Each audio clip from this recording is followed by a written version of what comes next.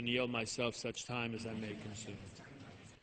First, I want to thank Mr. Hastings and Mr. Green for their work on this important resolution, congratulating the democratic state of Israel for achieving a significant victory in its long and tedious campaign to gain fair treatment at the UN. In June, an Israeli diplomat, Mr. Ron Adam, was chosen to chair a critical UN committee, the Committee on Policy and Coordination, which is responsible for approving the work plan for all UN agencies and bodies. Incredibly, in the entire history of the UN, this is the first time an Israeli has been granted such a role. For almost 60 years since it became a member of the United Nations, Israel has been treated as a second-class citizen among the nations at the UN. The greatest barrier to fair treatment for Israel has been its inability to achieve normal standing in one of the UN's regional groupings. These groupings control committee assignments and leadership positions throughout the UN system.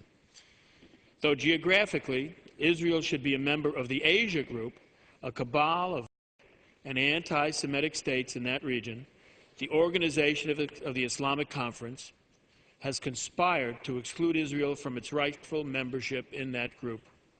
Only recently has Israel been granted qualified membership in another UN group known as the Western European and Others Regional Group. This new status has allowed Israel to begin to obtain UN leadership positions. We must build on this momentum.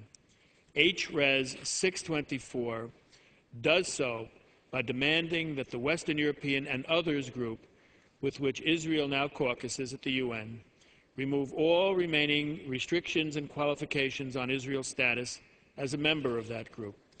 The resolution also expresses support for Israel's campaign to gain a rotational seat on the UN Security Council. Once again, Madam Speaker, I congratulate Israel for its election to serve as chair of the Committee on Policy and Coordination.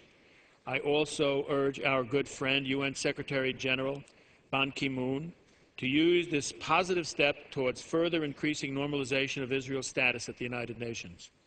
We must continue to work with the UN Secretary General, who has made pressing for normalization an important goal of his tenure. The unfair treatment of Israel at the UN undermines the very principles the United Nations is meant to embody. The spectacle of repressive regimes conspiring to deny Israel, the only democratic state in the Middle East, normal status at the UN undermines the broader fight on behalf of human rights and democracy. I would urge all of our colleagues to support this very important resolution. Madam Speaker, I would reserve the balance of my time. The gentleman from South Carolina is recognized.